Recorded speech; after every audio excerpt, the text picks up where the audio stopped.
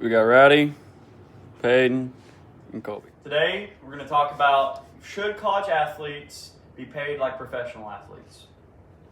A little bit of background. I remember the first time when I saw Shohei Ohtani getting traded to the Dodgers and the insane hundreds of millions of dollars they were paying him to come play for them.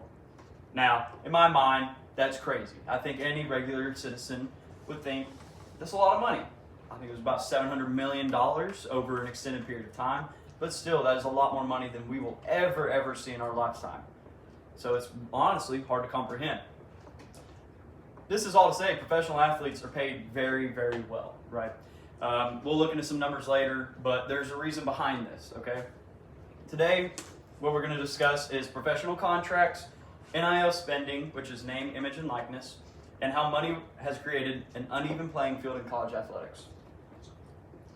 First part of our discussion, college athletics has changed drastically over the last 5 to 10 years.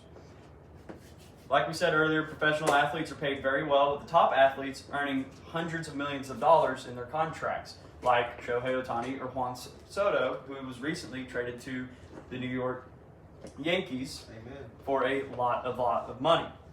The average NFL team is valued at approximately $7.1 billion according to Forbes 2025, right? So these NFL teams, just as an example, are worth a lot of money. This is part of the reason why their players are worth a lot of money. The NFL as an organization made $23 billion in 2025 according to the S&P Global. So there's a lot of money in these markets, right? This is why we've seen contracts rise drastically in recent decades. Next topic on our agenda, NIL. I don't know if y'all have been paying attention to college football or college athletics, but NIL since its introduction has blown up. Spending has gone through the roof, and it has affected college sports in ways we didn't see coming. According to the Sideline, the University of Texas is expected to spend more than $70 million this year on NIL deals for its student athletes. This is across all sports, so football, softball, baseball, basketball, all your major sports. But $70 million for a school to be spending on its athletic program seems like a very large number, considering they are there to get a degree and an education, not to play sports. Sports is second. With the new transfer portal rules that have changed a few years ago and the NIL funding, athletes are now leaving schools in search of a paycheck. We've seen this with Carson Beck, who left Georgia last year to go play for Miami. Georgia, if y'all aren't aware, has been a very powerful and dominant team in college football, especially since Nick Saban retired a few years ago. They have won many SEC championships, I think currently it's 3 in a row, and they are performing at the highest level, one of the top programs in the nation. Anyone would want to go play there. Carson Beck chose to leave for a couple $1 million contract to play for Miami. Keep in mind, both of these were college football playoff teams.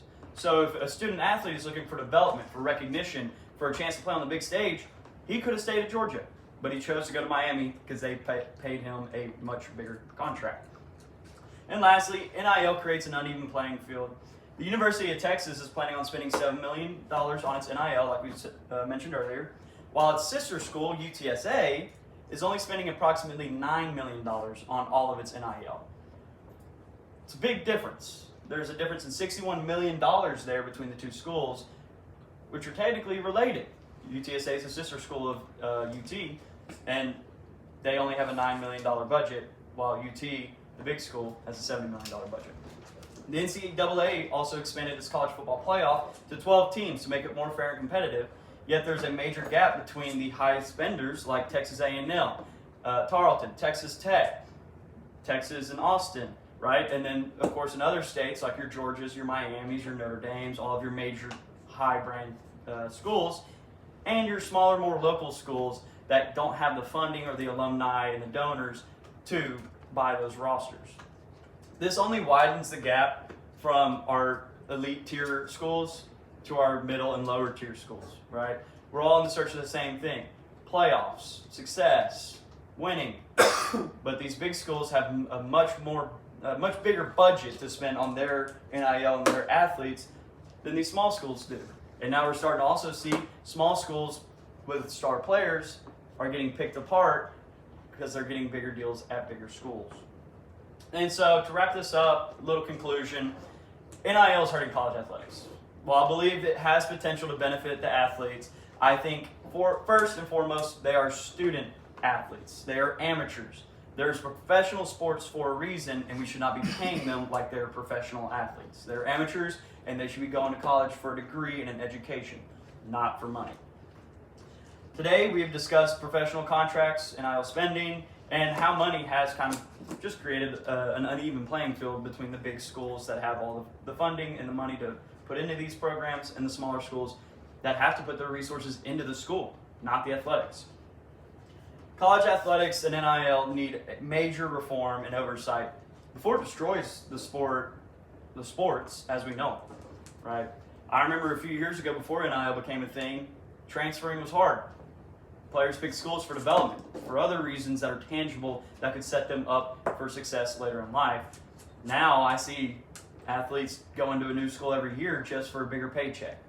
Something has to change, and we need it to change now before our college athletics, our sacred tradition, college athletes, amateur athletes playing for our schools is no more. Thank you for listening. Have a great day.